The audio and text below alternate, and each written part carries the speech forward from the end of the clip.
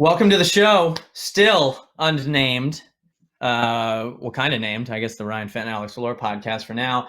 And I say that, Alex, because big news this week. Big news ahead of episode number 3. The podcast, not only can you see the video version, see all the great faces and reactions on FlowTrack, but we are now audio version online through iTunes and Spotify, so you can subscribe there. And if you're anything like you or I'm sure you pop that thing while you're out on a run and go listen to that thing. So congrats to us. Way to go. We're really doing it. It's an actual podcast now. It's not just a video of us interviewing people, but we're sort of making progress, guys. I think we're close on the name. We're feeling the waters on a couple things, so we'll get there soon, though. It's your last chance to get in your suggestions. Our inbox has been flooded.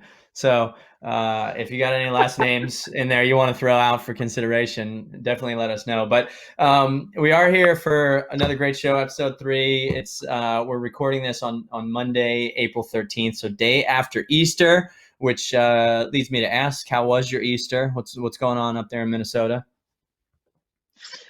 Somehow it's still snowing. 2 days ago there were lawnmowers out. Now there are shovels back out. So there's that. Adjusting to everything, and including having a 5-year-old who just had a birthday during quarantine, which was as expected. He's a lunatic, but we love him. And also, just trying to get some miles in. Lost some motivation a little bit because unfortunately Grandma's marathon was canceled, so I'm a little bummed about that. But I'm getting by. What about you, Ryan? Nice. Well, yeah, we had a little. We actually hosted. It was my fiance Jess and I. The first time we really hosted a holiday, maybe the second time, but we braised a brisket, which was our first time doing that, which was a success. I was a little scared. My dad is a very good cooker of meat and a good can grill, cook meat, whatever. So it was our responsibility. I was really nervous. Anyway, it all came together. It was really good. But yeah, other than that, just planning a wedding in August, which is a little scary because of just obviously unknown things happening, and having to revisit financial conversations with all our vendors to see what non-refundable fees we can actually maybe make refundable in the event a virus affects our wedding in Maine. If we were doing it in Austin, where we live now, it wouldn't be as big of a deal, but we're going back to where I'm from. But other than that, just trying to get some mileage in. I did a workout last week with Texas coach down here in Austin, Pete Watson. We were socially distanced while we were running. I feel like you have to preface that if you see somebody that doesn't live with you at this point. I didn't tell him we were doing a workout or a tempo run until he got there, because I didn't think he'd show up if he knew otherwise. So we do this run, it's fine. But I get back and I'm like scrolling down Twitter, right? And I see a tweet from Natasha Wodak, the Canadian Olympian, and she said, "Why are people still running with non-household friends? Stop it. It's selfish. You are not above the rules. I want to run with my friends too, but we have to do our part in physical distancing," which means solo running. And I just felt like she was literally yelling at me and felt really bad. So you're that guy. Pete, you are that guy. Pete, yeah. I have to say, Pete, thanks for running with me. Sorry I tricked you, but I don't think we're going to be able to do it again for a while, because now I was just shamed. But there's this thing called Ryan, if you're running by yourself, there's podcasts you can always listen to. Now ours is on there, and I wanted to give a little love to the running community. There's a lot of great content that's out there right now. A lot of people are stepping up their game, getting super, super creative. If you haven't had a chance, folks, to listen to the Luis Grijalva story that's on Flow, where he's so amped up before NCAAs, and once he got the news that it wasn't happening, he still went to the dome and just did a solo all-out mile. And it's just everything I love about our culture and distance running, and just kind of being a maniac sometimes. And I think that guy really kind of exudes that identity sometimes, that kind of once a runner identity. I love it. I don't know. Yeah, there's just been a lot of really good content out there. Shout out to all of our friends out there trying to create content. The Let's Run crew, Sidious folks. our boy Mario Fraioli, the Billy Yeah. Yangs, like all those guys, Yeah. like everyone's like just rolling out really good stuff. And it's just filling this void of not having a running partner. Yeah, I mean, it's a lot of those outlets and the people that you mentioned. They do this on a weekly basis, but one, you're seeing people do more of it. I see it at Flow, right? You're having to create more content because there's nothing going on, so you're trying to create things that essentially out of nothing and use news and old stories to service things. But it also for you as a fan or anyone in quarantine, it gives you the opportunity to actually dig into some of this stuff where maybe you didn't have the time in the past to really, get into a pod or, have those solo runs and have to figure out how to fill your time. But it is cool because it's definitely introduced me to some things that I wasn't doing before. And it ultimately brought us together and to create this show. So, there we are a product of this quarantine. So, that said, we do have another exciting show, and at least I know we think it's an exciting show. One of the big things that is happening in our sport and really in a number of sports is that the whole NCAA system shutting down the winter championships and all spring sports, and that effect on that sports landscape and what that means for student athletes that were in their final year. And what can they come back? Will they have a winter season and a spring season? And it was only one or the other. NCAA has made some rulings that we're going to get into, but felt it was really important to address that topic with someone who's dealing with it firsthand. And that's a coach in the Power 5 conference, a coach that's in her sixth season, I should say, at University of Tennessee as the director of track and field and cross country. She was a former president of the USTFCCCA. That's the Coaches Association. So great experience coming from there and insight. And, she previously has coached at many schools. Her first head coaching job, a number of small schools, I think Missouri Southern or Southern Missouri State, if I'm not mistaken, Mankato State. Southeastern, I think. Southeastern Missouri. And then she coached 4 years under Vin Lananna at Stanford University, 15 years at the helm at Penn State. And as we said now, at Tennessee. So we definitely like to welcome Beth Alford-Sullivan to this week's show. Beth, welcome to the show. Thanks for joining us. How's it going in Knoxville? It's going great. Thank you. Thanks for inviting me. It's good to be here. Yeah, we were just talking about how, our lives are a little different right now in this time. And as a coach in the NCAA, obviously your worlds have been going through quite a bit. Most recently the whole eligibility issue and what was going to happen to seniors that lost their spring season and potentially their winter season. So that over the last 2 weeks has really kind of taken form and things are starting to develop there. Can you just give us, from the coach's perspective, kind of an understanding of the ruling that the NCAA came down with and what that means? Sure. Yeah. No, it's been quite a whirlwind of things. You start off kind of reactive to the whole virus and the whole conversations that's going on nationally, what's going on, and started at the NCAAs, and then you get back to your campuses and have to kind of deal with everything that's, the need to know kind of moment to moment, the first phase. Then it really was kind of settled in. School started back up after spring break, and everybody was waiting to hear what the NCAA was finally going to rule upon, and they came through with an extension of eligibility. So basically what that means is everybody's spring season is automatically extended into another year. So whatever year you were in school, it got extended to that. It's kind of a blanket waiver for everybody. That each school has to do their own waiver on it, but it's pretty much automatically granted since everybody is in that situation. And then it really became, the NCAA did their part in saying that they're going to grant this, but then it became every school's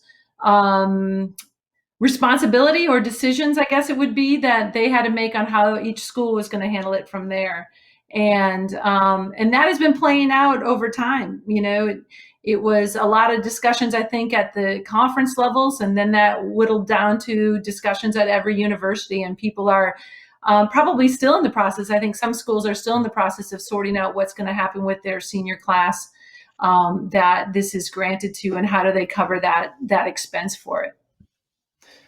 I know Alex says is going to have some questions on how that's going to work out. But for point of clarification, and correct me if I'm wrong, but the seniors that come back, if they have scholarship, the scholarships won't be counted against your program's overall allotment. And then the second question is, do non-seniors who maybe have already redshirted, do they get an extra season now, or are they just out of a year? Yeah, so the graduating class of 2020 that would exempt, that would be done with eligibility after this outdoor season, they are granted the extra year of eligibility, and they are able to have their scholarship up to what scholarship level they were at before, covered by their institution. So if they choose to leave that institution, then they become accountable athletic aid in the new institution they go to. But if they stay at their home institution, they are exempt from countable aid. And from my understanding, they're exempt from the roster limitations that school may have if a school has a roster limitation. So those are the way they've dealt with the senior class. Everybody else, it's an automatic red shirt, right? So if you're an underclassman, a freshman, a sophomore, and you now have a red-shirted outdoor season.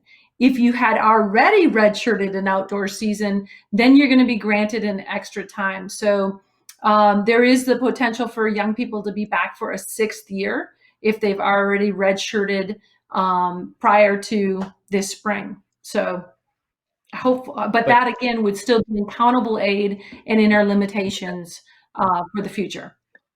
Got it. Thanks for clarifying.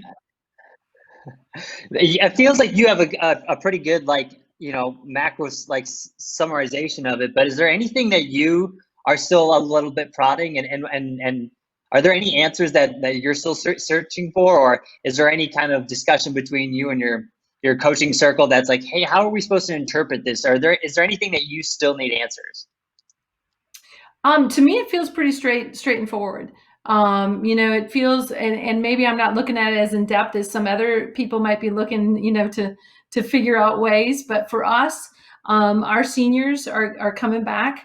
The young people that had been redshirted that would be back for a 5th year, they're counted as a 5th year for us.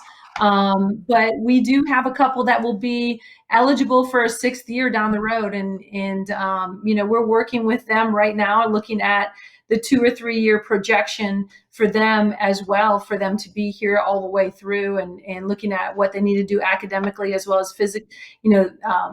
athletically for us over the next 2 to 3 years, because there are that many years involved with it.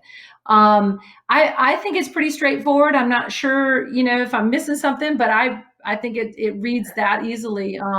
Of course, you've seen some people get onto the portal and decide to use that last year of outdoor eligibility somewhere else. And that is within their rights too, but whoever picks them up, it'll count into their total scholarship allotment as well as their roster allotment.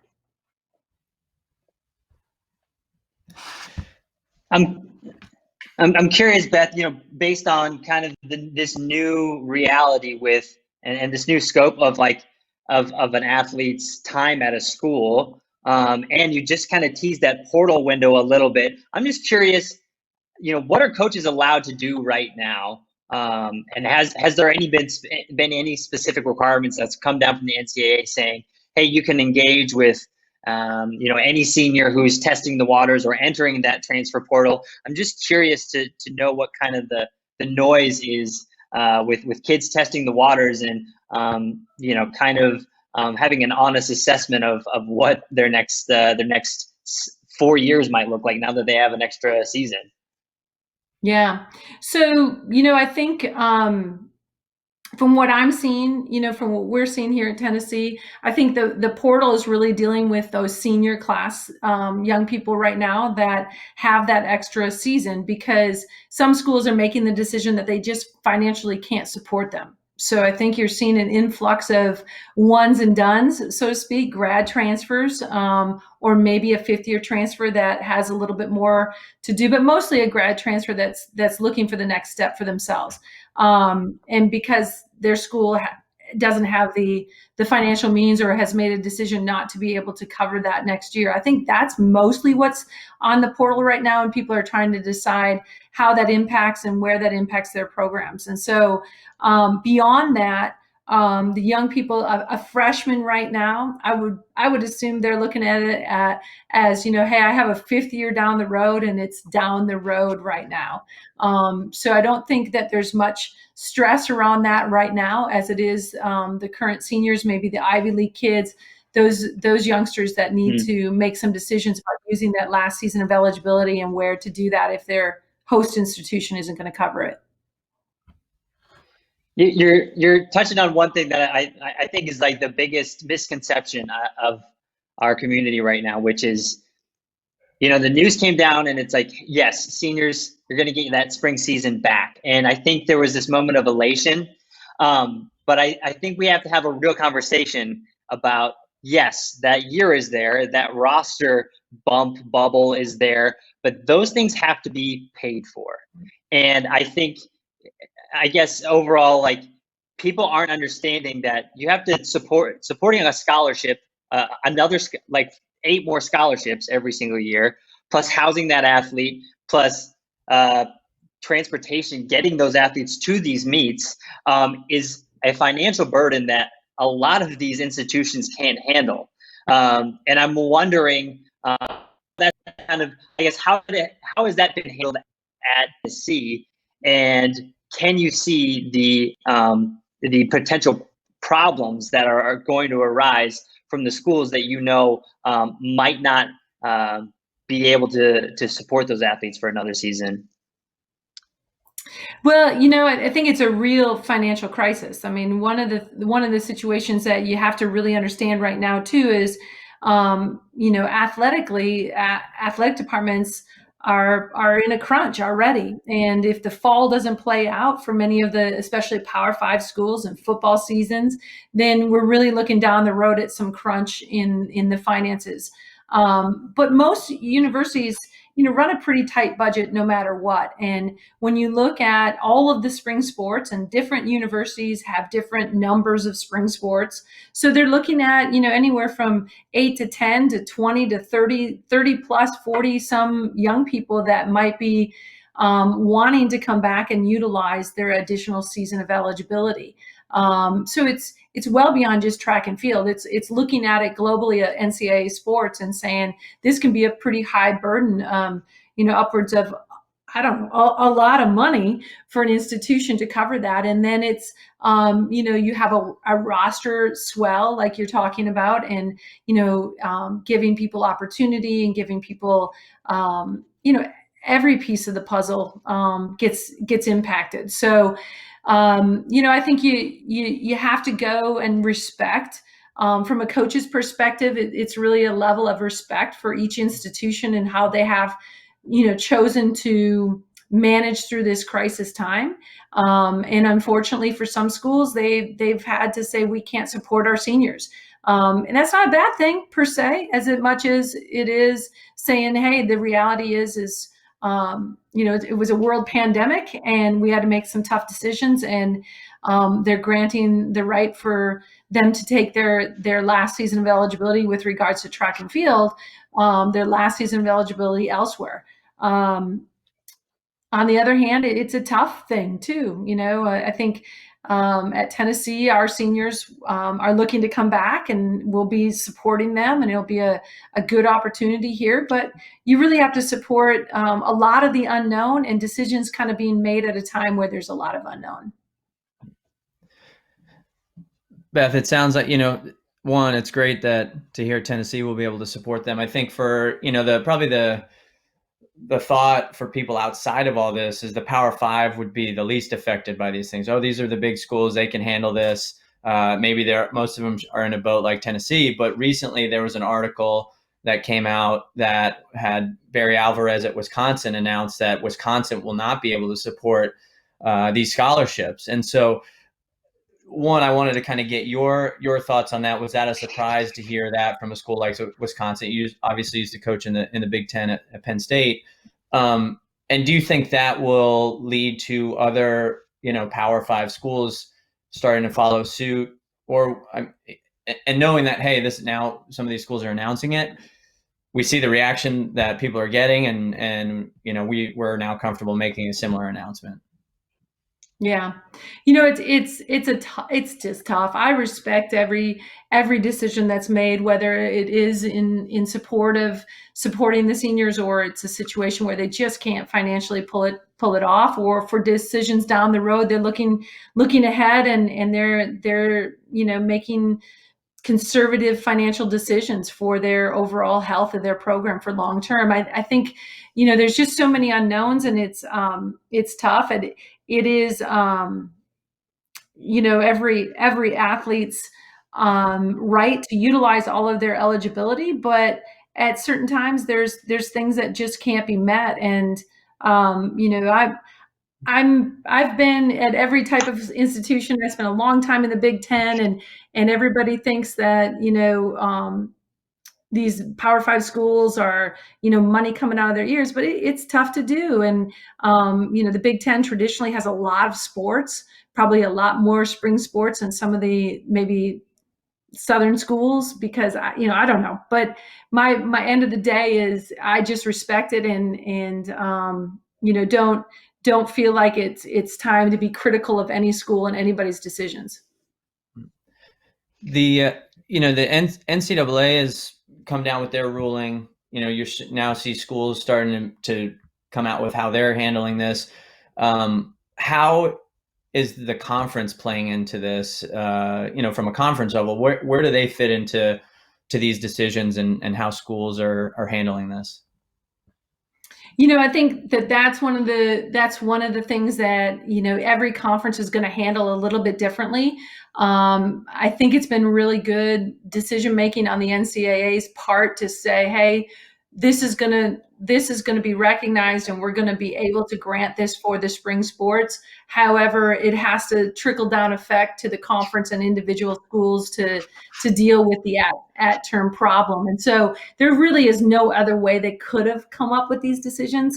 And I think the conference, you see it in the Big Ten. You have Wisconsin deciding one way, and I know it went pretty viral on Iowa supporting their seniors. So, it's going to be a shakeup here and there.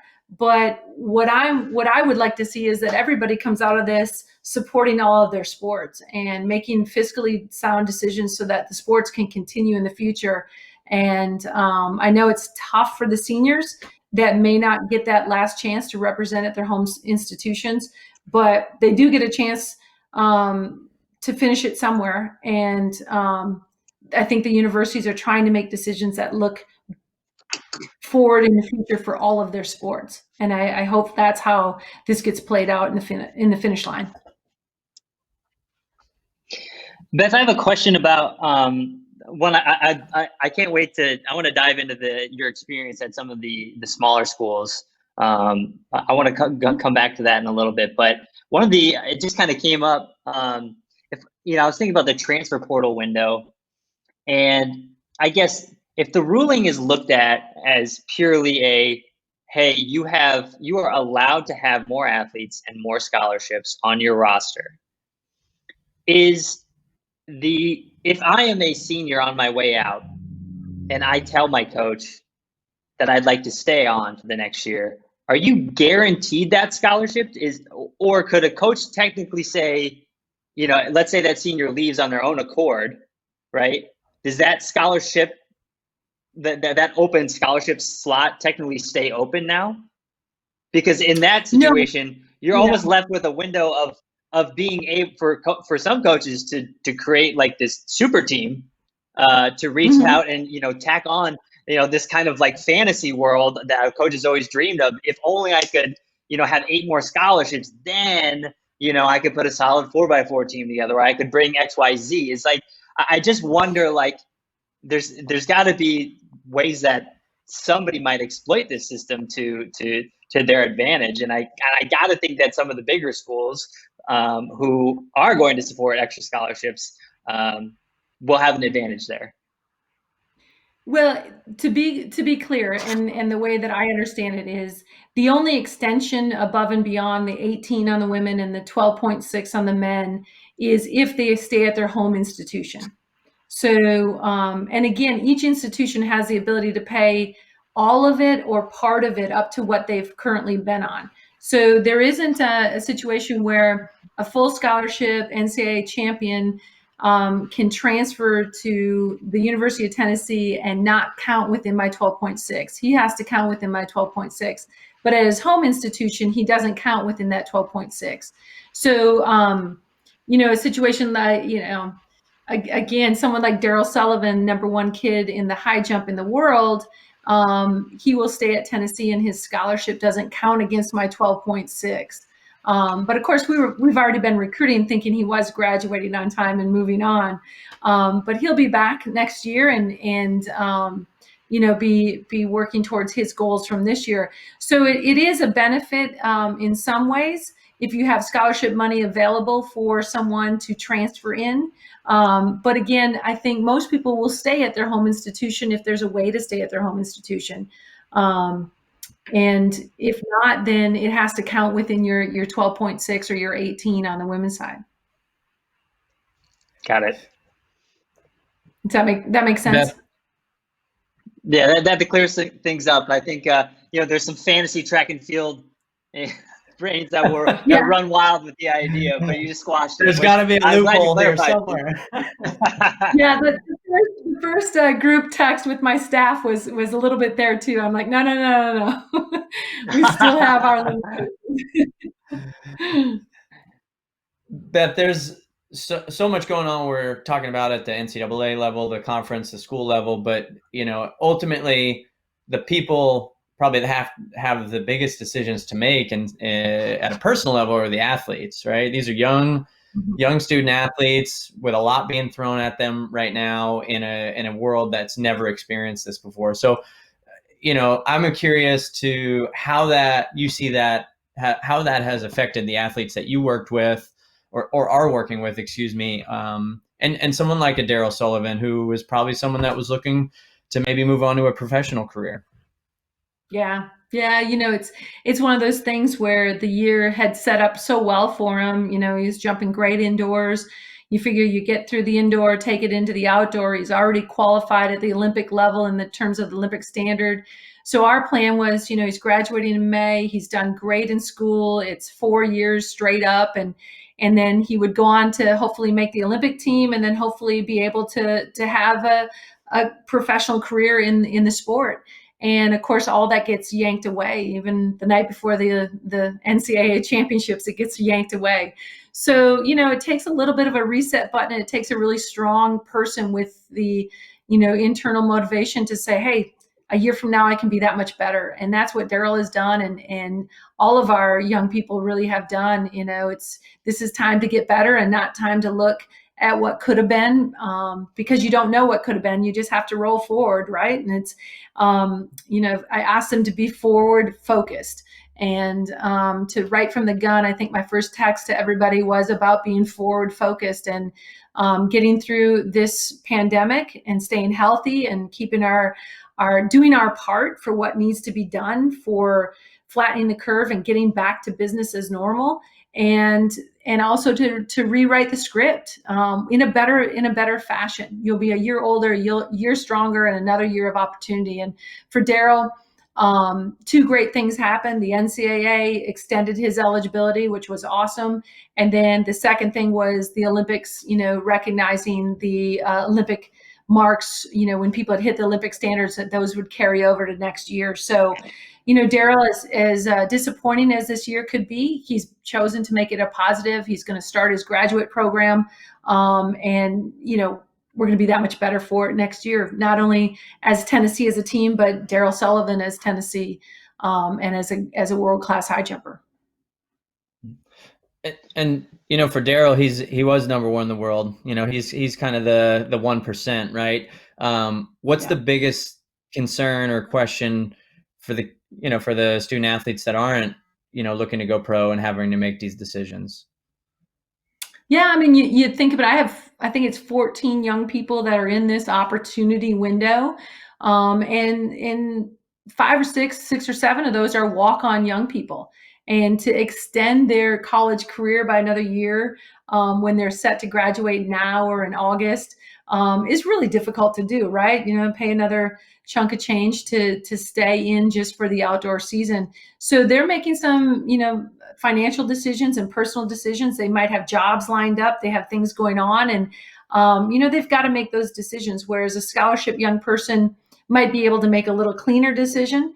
But again, it's tough because you have three options. You can continue and be able to extend your undergraduate degree. You can, if you stay at your home institution, you can start a second undergraduate degree, or third, you can start grad school. And if you're forward focused, you want to be doing what's right for you, and that's really focusing in on the next steps academically as well as athletically. So it's a lot of challenges for them. I feel for them. We've been doing a lot of conversations, a lot of Zoom meetings, and a lot of time spent with the academic advisors to make sure that they're academically on track to be able to stay eligible as well. And just it's tough. It's a tough call. But at the same time, this is such a unique situation that everybody is taking it in stride and making it a positive, in my opinion. One of the electives I excelled the most in my fifth year was bowling. So it sounds like I can't just pack my schedule with bowling electives here. You actually got to be working towards something. So that's good to know. Exactly. Yep. Beth, I'd like to you use the term forward focus, and I think obviously that's a great theme for everyone during these times. But I'd like to touch on some of your experience with some schools who might not be able to look into the future that far. You've had some great experience with a diverse kind of array of sizes of schools and series of programs, and I'd love for you to shed imagine you are at one of your old schools. We'll use Mankato State in this instance. A school that is maybe just getting by already, and now is faced with the idea of somehow supporting athletes for another year, possibly not having an extra income stream in the fall, and then also if you're a coach just getting by at a program that's just getting by, how do you stay positive? And I guess if you were in this situation, what are the scenarios that you would be kind of playing out in your mind? Yeah.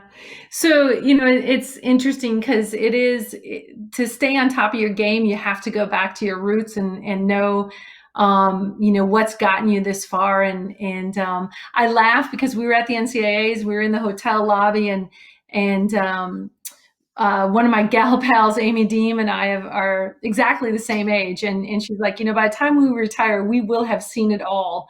And, it really is true. You stay in the business long enough and you think you're going to see everything you could have seen. And now all of a sudden you have a coronavirus that's taken out a whole season for us. So I try and look back on where I've come from and always stay close to my roots and always stay close to the things that have helped me move through from one level of sport to the next. And you mentioned a Mankato State, and you mentioned some of the small schools that maybe are looking at losing that senior class to transferring out, or just having a situation where they move on. Well, one thing you got to remember is you've probably recruited well, and so their money is spent because you expected them to graduate. So hopefully you're excited about the incoming class. But I would also say that, track coaches are wizards. We have worked with limited resources at every level, and we're wizards at making, lemonade out of lemons and finding ways, just finding ways to make it a positive. And if you don't have that skill set, this is a tough job to have. So, you have to be willing to look at it and say, hey, how can I rally my troops, and how can I rally my staff and my situation and make it better? And I hope that our coaches are doing that. We have to look at our sport globally, and I mean globally at the NCAA level.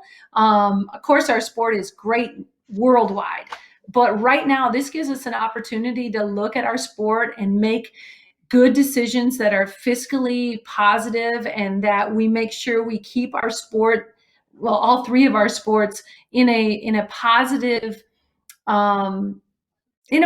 setting across our own campuses. And we have to be willing to ebb and flow with what we may want from our sport and what's best for our sport across the board. Because even at the SEC level or Power 5 level, if our sport isn't strong below and in the smaller schools and Division II and Division III, and if it isn't healthy and strong there, then it's not going to stay healthy and strong at the highest levels. So I'm really hoping that our coaching body, we've all gone through, I think it was 5 weeks now that we haven't had a track meet. Saturday was our 5th week that we haven't had a track meet. And for me, that's the longest time other than the December holidays. So I'm hoping that our coaches are shifting away from, kind of the shock and the damage control within our own programs to how can we move our sport forward in this time and make fiscally good decisions and encourage our own athletic departments to see the positives of all that we bring together at each institution and at the NCAA level for our young people. Beth, I wanted to bring up a tweet actually from a guy that you worked with and our president of the USA Track and Field, also coach at UVA, Vin Lanana. I don't know if we have it here, but I'll read this tweet that Vin sent out because it really hits on what you just said. All NCAA track and field coaches should be thinking and planning a fiscally responsible way to conduct our sport. Our student athletes are counting on us. So again, it goes with along the lines of what you said. I'm curious. You have a relationship with Vin. You know him well. I'm curious, one, if you've spoken to him during this time, and anything more specifically people should be thinking about when we're thinking in those terms right now, and how to do that. Yeah, no, definitely have kept up with Vin, obviously for a lot of years. I think we're entering into about 25 years since we started working together. So we've been connected for a very long time. And he certainly, has been such a visionary for our sport. And when he sends a tweet out like that, it means a lot. It means, hey, everybody, take a deep breath and let's look at this and make good decisions. And I respect that. And he stepped back into the coaching ranks this year and is going to do amazing things at Virginia. So it's exciting to see that. But I think right now, I always say to everybody that I know or everybody that I have impact with in terms of a coaching and profession is we've got to have our elevator speeches ready to promote our sport at all times, but also in this time to work together and come together on making some great decisions, because we have that opportunity in front of us, and we need to recognize that at every level, our current college system is being challenged. And, we all expect and hope that we'll be up and running full normal when we hit August 1st and, preseason camps and football season starting and all of those things. But what if it isn't? And what are we going to do if it is going to impact us further, not only on a health level, but on a sport level, and how America proceeds through these NCAA challenges? And so I think, Vin's point of being fiscally sound and making fiscally sound decisions sends a great message out to all of us to take a step back, listen to our bosses, talk with our bosses, explain to our bosses all of the things that we bring forward as track and field and cross country. And, it's easy to have an elevator speech ready. It's easy to go in and, talk to them about, all of the things that we bring forward. I mean, one of the greatest things that we bring forward is, we only have limited scholarships, and yet we have pretty good sized rosters. So if I have 12 and a half guys that are on, 12 and a half scholarships that are allotted every single year, I still have a roster of 40 people. So that's a lot of young people that are paying to be at the University of Tennessee and be a part of track and field. And the same for the women, probably easily more than half of my rosters. We're bringing income into the institution, and we're bringing income in and supporting our young people and our minority student athletes at a high level for our sports. And, these are the facts that need to get out and shown to our administrations and presidents and people like that are going to be making some really hard fiscal decisions over the next, hopefully, well, I don't know. I hope for not too long, but it could be for the next couple of years. And we've got to bring our value to the table. Because if you allow me to ramble on a little bit more, we can be seen as a difficult sport to understand. We have young people that are in season from August until June 15th. We have young people that have, all kinds of different things going on. You're on a track and field scholarship, but you run cross country. Cross country doesn't support scholarships. So, we're a whole sport that participates at the NCAA level that doesn't have scholarships. Well, that's a great fact. It's something we don't like as coaches, but it's a great fact right now. So use those facts the way, and the stats, the way that you can paint the positive picture. And so I really hope that our leadership of seasoned coaches can step up. I hope our leadership from USTFCCCA can step up and continue to guide us in the right ways to make our sport valuable and valued, as well as, positively reacting to the challenges ahead. All the student athletes on that roster, I already see the headline: "We fund the athletic department." I got it. This is good. Elevator pitch in one line. I've got 18 guys coming their way, right?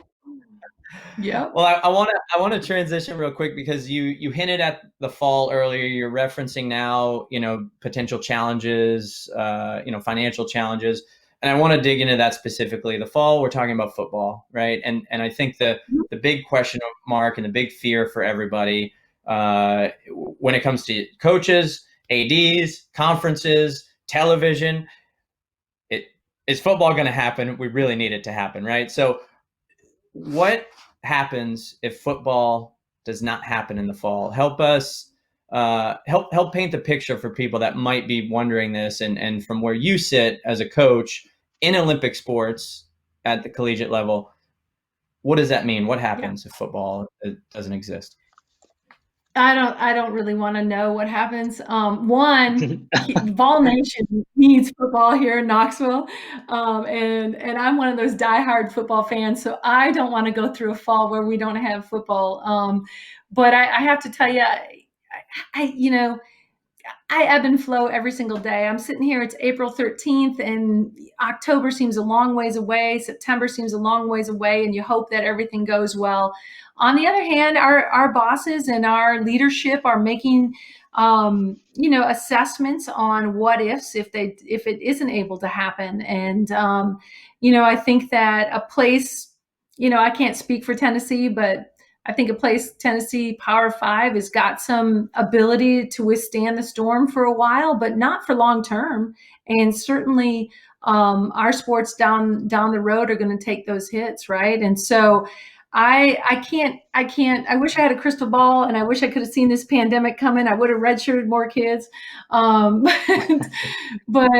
I don't know. It's going to be very trying times. I think what's more positive to focus on is getting back together, getting young people regrouped and focused on going forward, looking at the sports that can play without any issues, and trying to drive that forward as best we can. And right now, I think that's the goal. I think people are saying, hey, right now, everything's a go. We're going to get through this. We're going to make it through. We're flattening the curve. Keep doing your part. And we're going to get to the other side together. And when we get there, it's going to be that much more. It's going to be that much more valuable. I mean, think about it.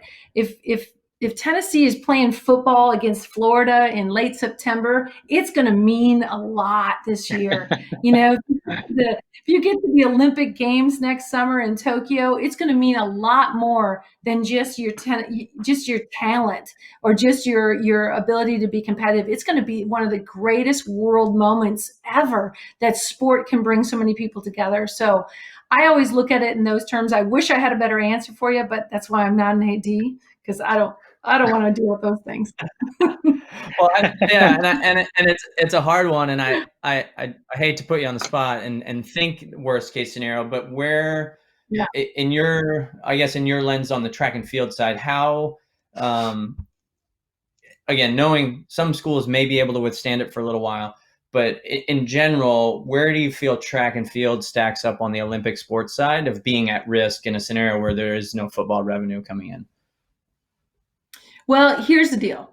This is where coaches need to get their stuff together, because if this happens, if we aren't playing football, if college athletics is still on hold into next year, then it's going to get to be a situation where coaches need to have their facts in place to defend our sport, because there will probably be situations where sports have to go, and therein lies the fact that we have to make great decisions to not be expensive. We got to make great decisions to look at us globally across all three divisions and make decisions that help one another and be able to collapse some things to make that work.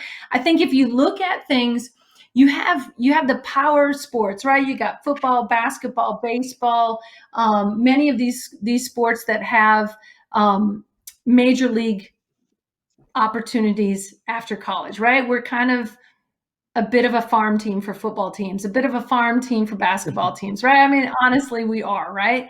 And then you've got the Olympic sports we're farm teams for the Olympic teams in the world level sport.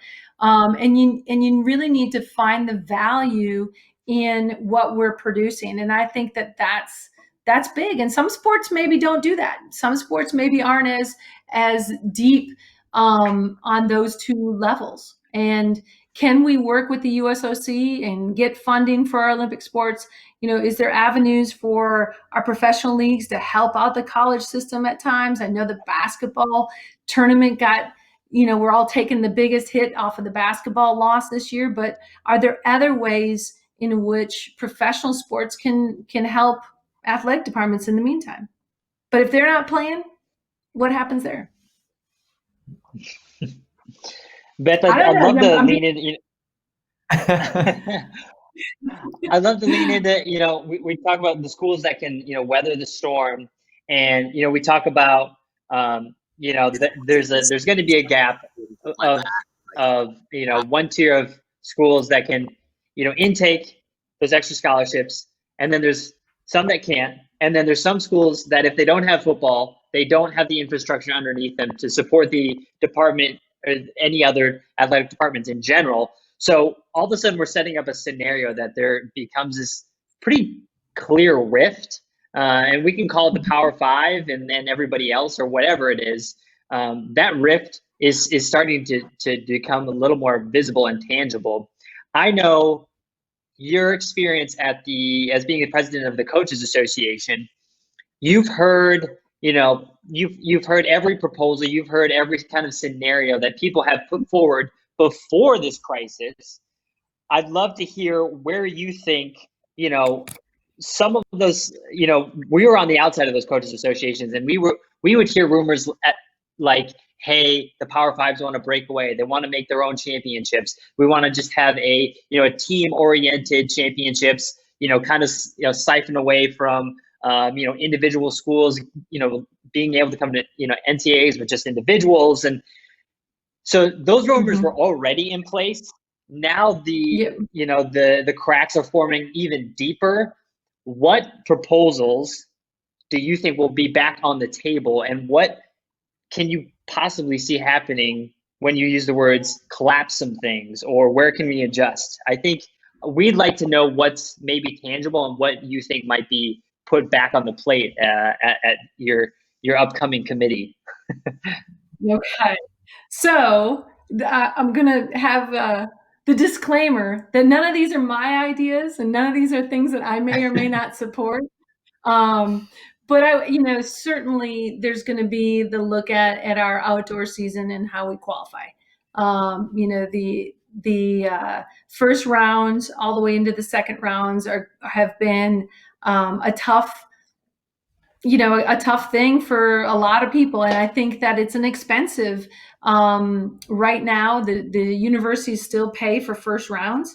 And so it's an expensive endeavor for schools. So I think you're still looking at that coming into play. We extended our season when we did this years ago, 2 weeks. We were used to be concluded by the end of May-ish, 1st of June, and now we're the middle of June. So there's some things in looking at cost containment, season containment. I do think that every sports seasons will get evaluated and determined a little bit. And that is an easy one to look at. I think it's very difficult indoor to shorten it up anymore. Most everybody is starting in January, and we're finishing by March 15th. And, it's not as difficult of a season as the outdoor season is, with the volume of young people that go on to the NCAA experience at first rounds. So I think those two right off the bat are going to be, it's just going to have to be looked at. And certainly there's still coaches that want that change to go back to descending order. With regards to a Power 5 nationals, it is interesting. It's been on the buzz for a long time, and yet there's been no action other than conversation amongst coaches. There is every proposal out there. If you just sit around and talk track, you hear about how to fix our sport. And I'm a little, to be honest with you, I'm a little fried on how that actually happens. I think that we should, during this time, take a look at what we can do regionally and what we can compete regionally, because I think that that's really a great opportunity to bolster our sport on our own campuses. If we are, taking a flight over to the West Coast, back to the East Coast, back to the West Coast, and trying to do a lot through the outdoor season or even indoor season for those West Coast schools, it's an expensive endeavor. So maybe we need to bolster our regional meets and competitions at a better level, and make them more fan friendly by making them exciting and challenging and invited. And it's got great opportunity if we want to do those things. And those will probably be the bosses that tell us what we need to do. I don't know at this point if it goes to the level of every, institution trying to make decisions on how to saving money. I think there'll be a lot of discussion at the conference level, which will spill over to the national level, on how to cost contain our schedules. And I think our outdoor season will be looked at that way, at least for Division I. And if that's the case and the bosses make the decision, I hope the coaches can find the positives in that and really look to pull competitions at their home venues and make them great again. We can do that. We can make them great again and not have to be all over the place every outdoor season. Make track great again. I just heard it. I like it. It'd be cool. I want to just maybe unpack one of the things you just said there, Beth. There's a couple things. I mean, one, on the qualification side, cross country, I don't know how that would be looked at. It's almost a whole nother can of worms, but the most economical situation right now is the indoor season, and where it's the descending order list. There's no first round to be paid for. You qualify throughout the season, you go to nationals. So if I'm hearing you correctly, that to cut cost, one easy cut is mirror that in outdoor. And I know as things are going well and financials are great across the board, coaches have the opportunity to look at how do we make qualification better and more fair and have opportunity for athletes, which is probably, I assume, why we're in the current structure. But now you don't really have that luxury. You can't think about what's the fairest way to qualify. It's how do we keep our sport alive and cut costs to do that. So what's the big, in that scenario where that change happens, what's the biggest the biggest concern from coaches on how that will affect the outdoor season? Yeah. Well, I mean, honestly, I started my career with the battle between descending order list and regional qualifying. We used to be descending order list, and then of course we've been regionally, and then into the first round national championship. So I'm probably going to end my career with this battle circling around again. And, I think it is an easy fix to shorten our season by 2 weeks, to save a lot of money from an institutional cost. And it might just be a logical thing to go to a straight descending order list into the national championships at 24 kids, which is what we do when we get to the finals of the NCAA. So that's a lot of the talk, and that's a lot of the easiest fix that I think people would find in there. It has its own issues. People chase marks, and people have, put together great competitions and go to run and compete at those competitions and try and get qualified, and then not, maybe not race again. And then there's weather issues. There's all kinds of things. There's really a difficult task, but what we have to do is we have to make fiscally sound, responsible decisions for our sport to survive. And I hope that we will set aside our differences and accept the paths that we get put on, and hopefully we can guide them. I think we can guide them. That's what I'm talking about. Have your elevator speech, have your conversations with your bosses, and help guide the leadership on your campus towards what you feel is the fairest and correct thing. But recognize that some of these things may not be what you want, but probably are a good situation for the time being, if not moving forward. And I would love to see our regional competitions come back together. I really do. I think people can get a lot of places in the world nowadays without it being too hard to do, and have some great competitions, or, in our sport right there on your home campuses. Well, I want to ask one more thing on, this, you keep coming back to the elevator pitch. There might be a time and place where that's needed, right? And your sport could be at risk and you need to make that pitch, but we're not there yet, right? But we're also, the coaches right now are not on campus, right? You're not in front of the administration. So what do you do right now as a coach to be present and to be a figure, and pushing things forward right now when you can't actually be there on campus? Well, there's a lot you can be doing. And I think there's a lot that our association can be doing. I think, what we've done here at Tennessee, I've asked my sports information guy to make sure we stay front and present on the social media. This past weekend would have been the 53rd or 54th running of the Tennessee Relays, formerly the Sea Ray, formerly the Dogwood. Over the years you change your names, right? And we put a large thread out about the history of that event and how excited we are for the future of it. And so I think you have to keep your sport. You have to keep it present. You have to keep it in people's minds. I have a newsletter that I do that goes out to all friends, family, alums, everybody that's been connected to our program.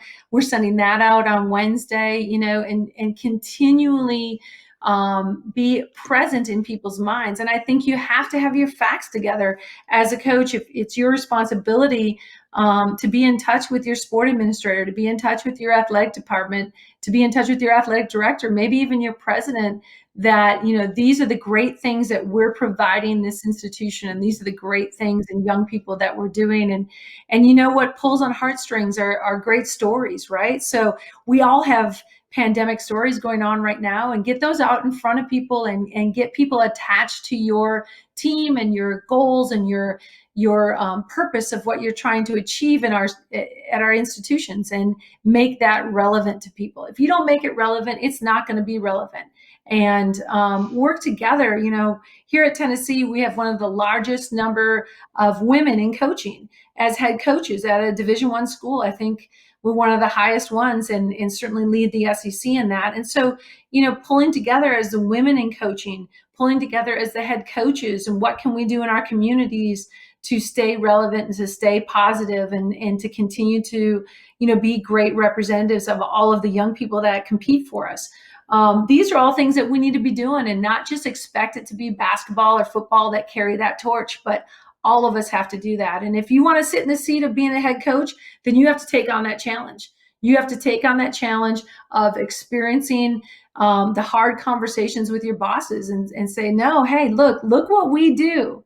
I can tell you this from years of experience. We produce the most of this, or we've had the most history in that, or our GPA, or whatever it is that you have that's going great for your institution. You have to promote those things. And that's what we should be doing now. It's, we've had a couple of weeks to get over it. We lost the indoor championships. We lost this outdoor season.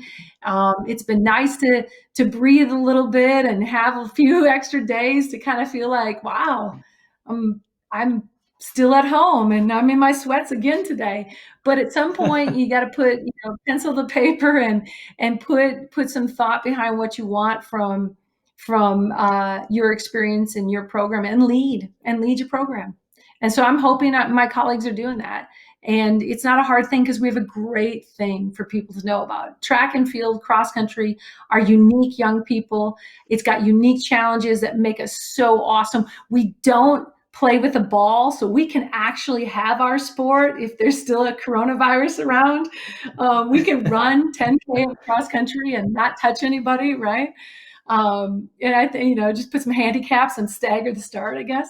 But there's great things that we could do, and we should be doing that and making a dent that way. So I can ramble, and I'm sorry I am, but that's how I feel about it.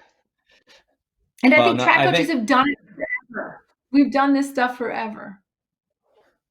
Yeah, I mean, I think you said it well, and I mean, just if I had to kind of summarize for other people that are trying to get some advice from someone like yourself who has so much experience, it's have your elevator pitch ready, be present and positive, and be looking to work together, right? You need minds to come together through a time like this. So I think it's well said. Now we just hope only track coaches are seeing it for you, and not coaches from other Olympic sports programs, because they might steal your advice. Right. Well, yeah. Beth, there is so much going on right now for you guys as you're sorting through all this. So we really do appreciate you coming on and kind of working through what this all means in your world, in the student athlete world, and what it could potentially mean, with what does or does not happen this fall. So thank you so much for sharing with us and shedding some light on this. We really appreciate you coming on. Absolutely, guys. Appreciate it. All right. Go Vols. Best of luck. Yeah, go Vols and enjoy the time at home while you have it. Oh, yeah. Appreciate See it. you, Beth. All right. Thanks, Coach. Well, I think that was a very informative conversation. I mean, so much is happening right now and so many unknowns. I mean,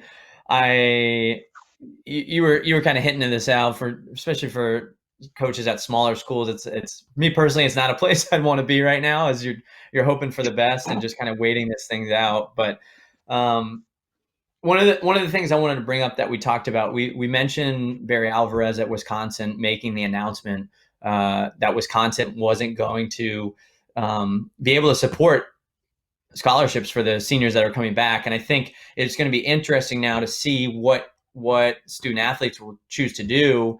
And if you're on Instagram, you might have seen a post from Oliver Hoare, the NCAA champ at 1500 meters from Wisconsin, actually made his announcement that he wouldn't be coming back to school for his last year, obviously with no scholarship now.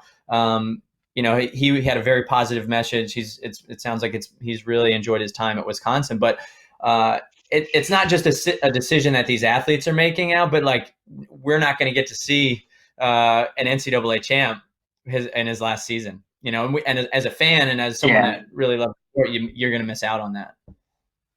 Right. I mean, overall, we're bummed. And again, like, he's not specifying specifically, like, because of this decision, he's leaving. He might have already been leaving.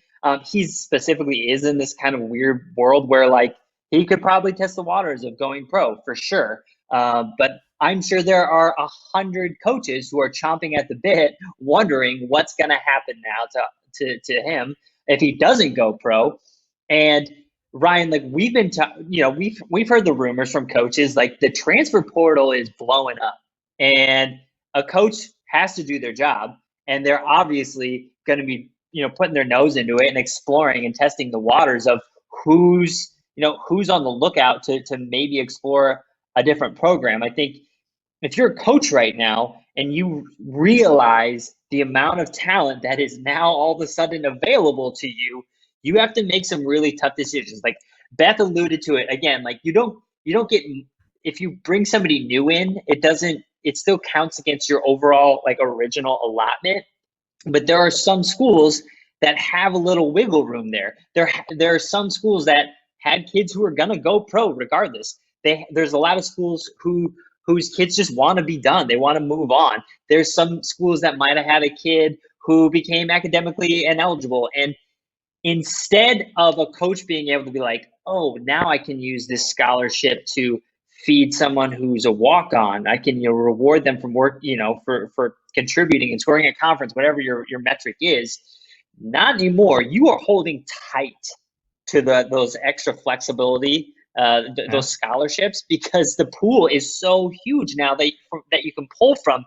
And like, let's be honest, there are some schools that are going to be feasting on that new available talent, and some other schools that aren't going to be able to take that up. And I think that's going to just exacerbate that rift that we talked about, Ryan. And it's clear there's schools that are going to be able to hang on to athletes who have been training with them for 6 years, and B, bring on athletes who had other schools, basically be a farm system for them, like a feeder system. Like essentially, thanks for taking this kid to JUCO for the last few years. We'll take it from here.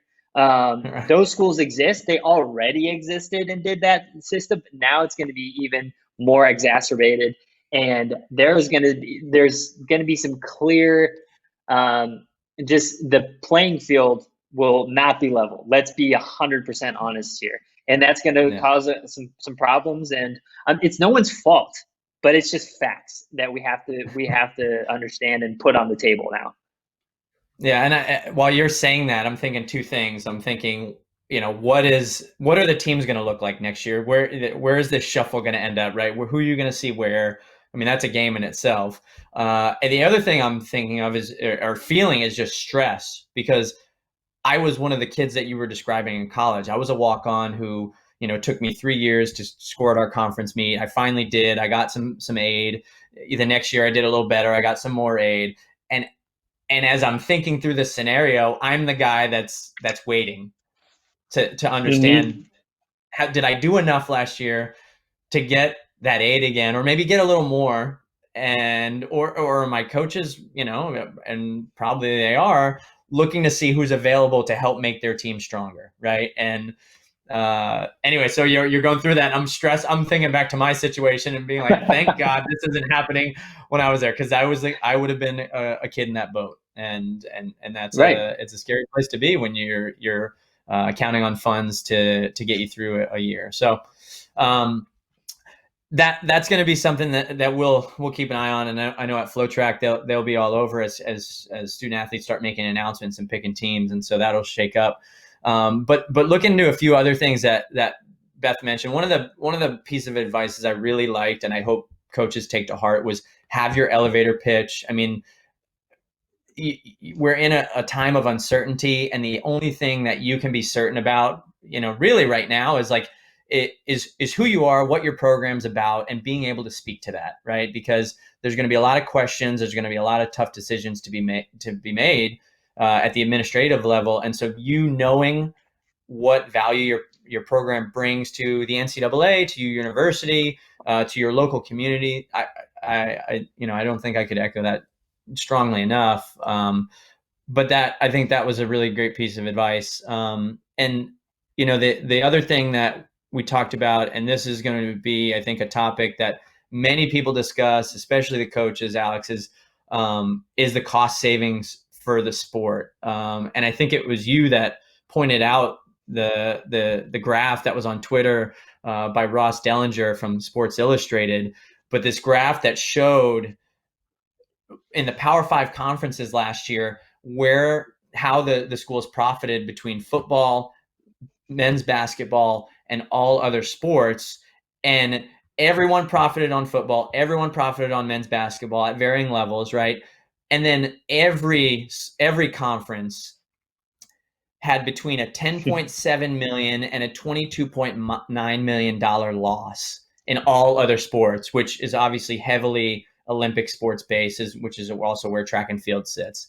So it's very obvious that there's the non-revenue sports, what those are. And if football, when you're taking a look at this graph, right there, where football, the biggest profits are, if those aren't there, I mean, it makes it very, a very kind of scary visual on where those costs need to be cut.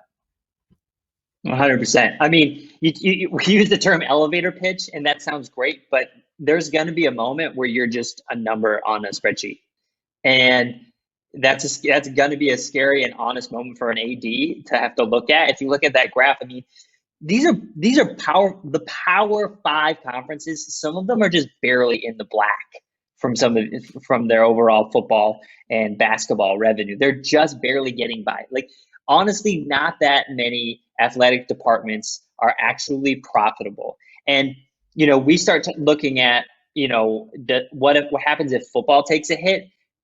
A recession hurting the boosters. I mean, the amount of like, like contributions that alumni give, you gotta suspect all that's going to take a huge hit. And every other day we see a cool headline that says blank school to open $3 million athletic facility, and oh cool, there's a 300-meter track around it. Dope, thank goodness. Those contributions are probably going to be pretty tight given the current climate, and so I worry about overall facility maintenance taking a huge hit because so many people are already scraping by on some of the facilities they have. But good luck finding those if football isn't there. Hey, SDSU got their indoor track, so you guys are good. The Jackrabbits are safe. That's right. It's essentially an airplane hangar. It's humongous and amazing. So, well, I think I think. Go ahead.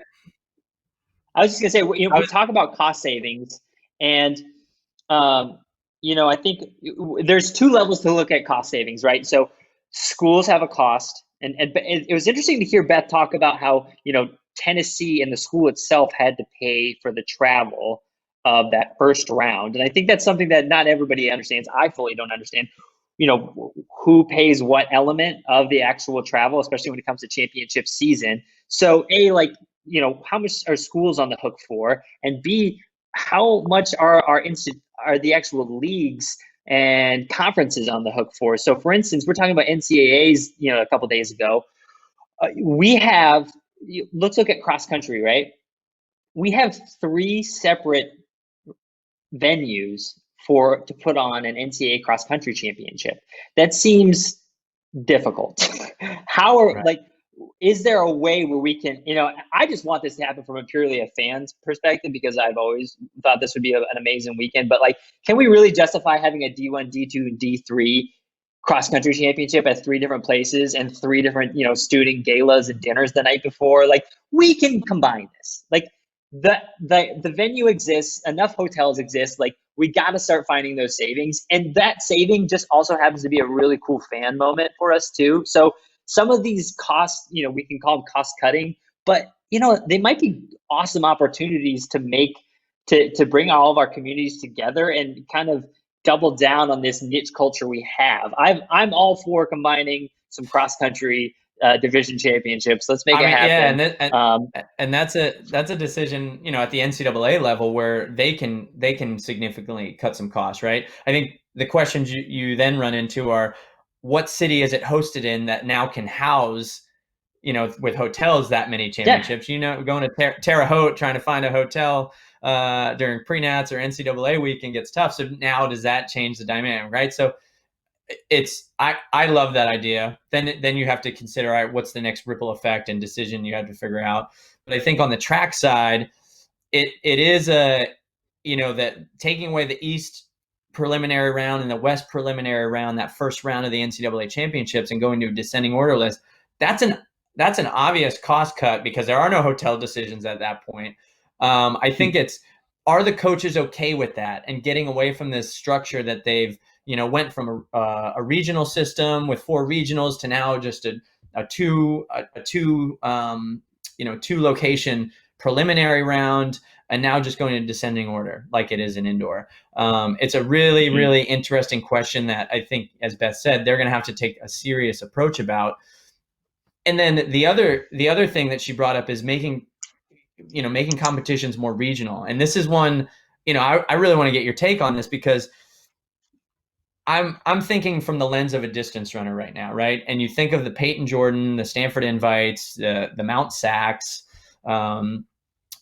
on the outdoor scene, and then on the indoor scene, you think of the Washingtons and the Boston Universities, where these facilities have come to be the place where if you're going to get a mark that qualifies for the NCAA championship, or getting you a mark to be ranked X amount of place in the country, whatever, if you're not at those meets, you're probably not getting the mark, right? And our coaches, okay, really just staying regional and not going there.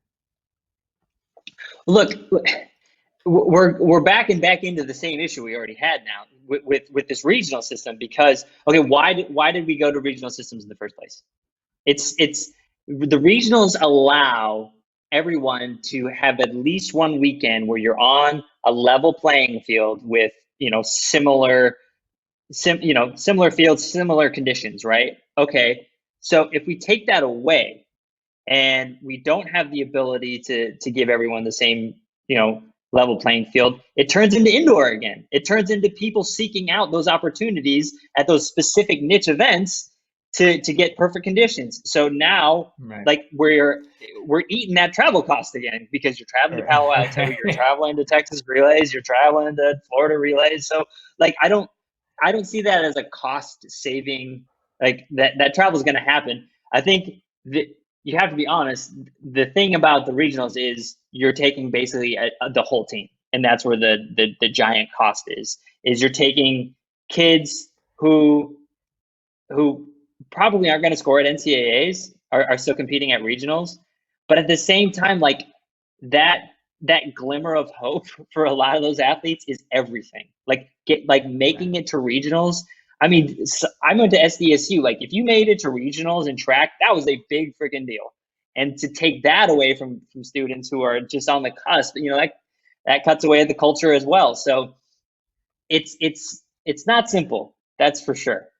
No, I think it's a good point. Yeah, you take away the first round and go to descending order. You make regional competition during the season almost impossible, because you have to go get a mark somewhere. And you keep the regional, and you have at an expense of a 4-day meet, right? So, it's not an easy decision, and I think that's going to be, you're really going to have to dig into the numbers there and understand the effects of both ideas, and there's probably more than just two ideas, right? But the other thing that came from this I don't know if it was more the cost savings or just really the effects of no football is where some programs may go away, and do conferences and schools within the Power Five now have this even greater discrepancy of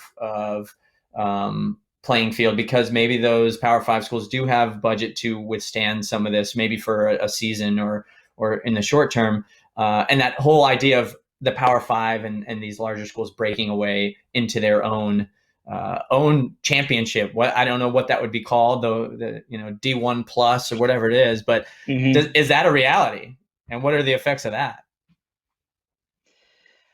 I mean, again, we're going against the grain of us finding cost savings here, because now we're creating a new championship. The thing is, like, that argument isn't, and I guess that argument isn't cost savings, because if for those of us who have heard this argument before about, some of the Power Fives, creating their own quote unquote team champs, the argument for that is that I think it is the identity that it creates, and that what they think it could mean for a broadcast. They think that, people who aren't familiar with track and field would latch on to this a little, just flipping on a track and field championship would be a little more applicable and approachable to the casual sports fan if it was based off of teams, and if it was just a very clear, hey, this is LSU versus Florida. This is, I think that's kind of the justification of some of those coaches who have been pushing for that. I think I get nervous when and we can look at other sports. Like other sports have kind of broken up how they tier who's in Division I and who, and now, I mean, you can look at hockey. Totally random Minnesota schools are D1 in hockey. In wrestling, they've completely shifted how they break out the conferences. Like, for instance, SDSU is in the Big 12, which seems crazy in basically any other sport. And then college football, and then you go down to 1AA.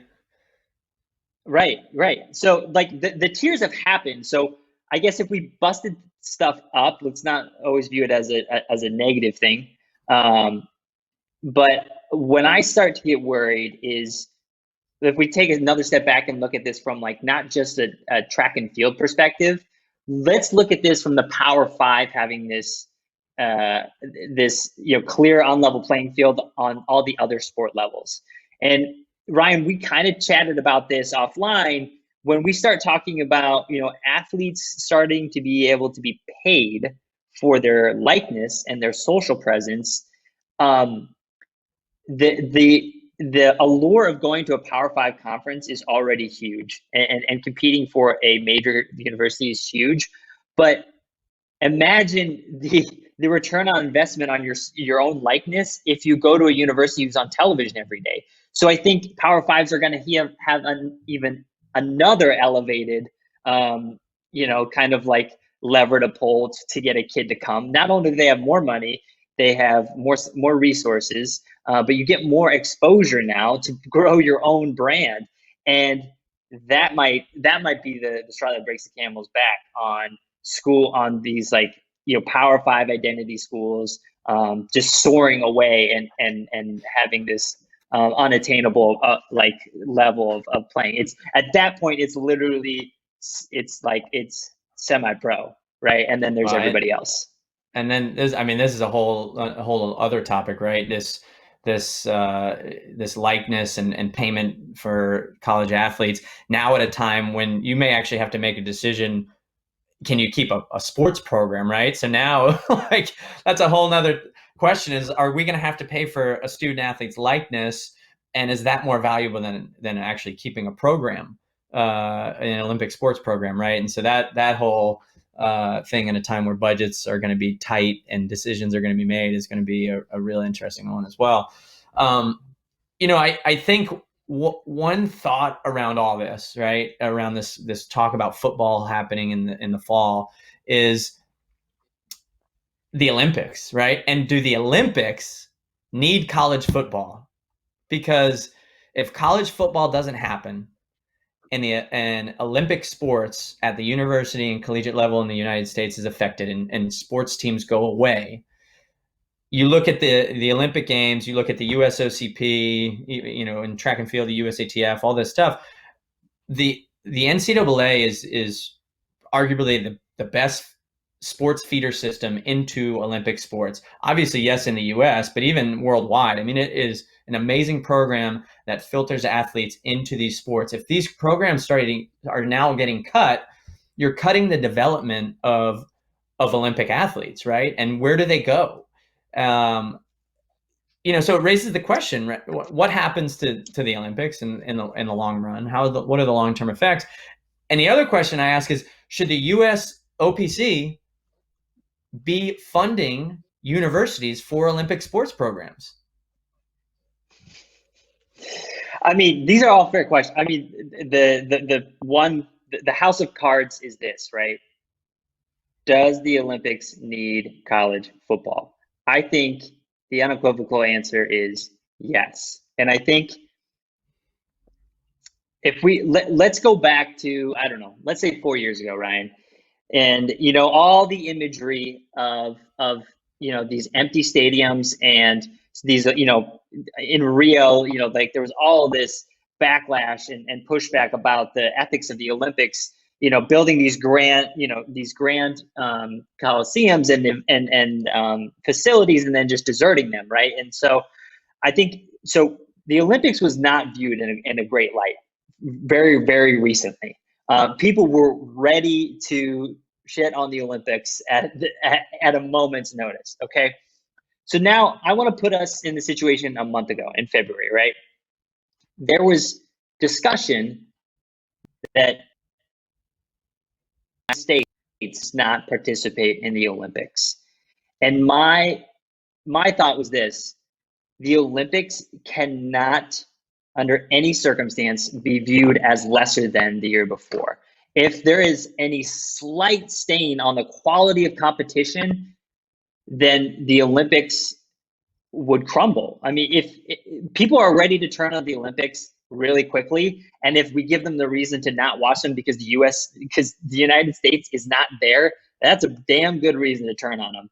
And we see time and time and again that one of the main reasons that people watch the Olympics is track and field, gymnastics, swimming, right? What feeds those programs? Collegiate sports. And those Olympic sports, those athletic departments are fed by college football. There's no way around it. So I think if that card comes out, if funding from college football comes out, we lose this amazing system we have in the NCAA track and field, which I can't articulate like how great it is. There's a reason that literally every, any semi-successful 18 to 20-year-old kid from around the world is trying to get into our system. It's because it's that elite and that much better than all the others. And I would argue it's one of the reasons USA is so dominant in track and field. And if we lose that and we lose that domination of the Olympics, if the Olympics is viewed as lesser than, then we're in a world of hurt. And then all of a sudden our sport is left with an Olympics that nobody really cares about.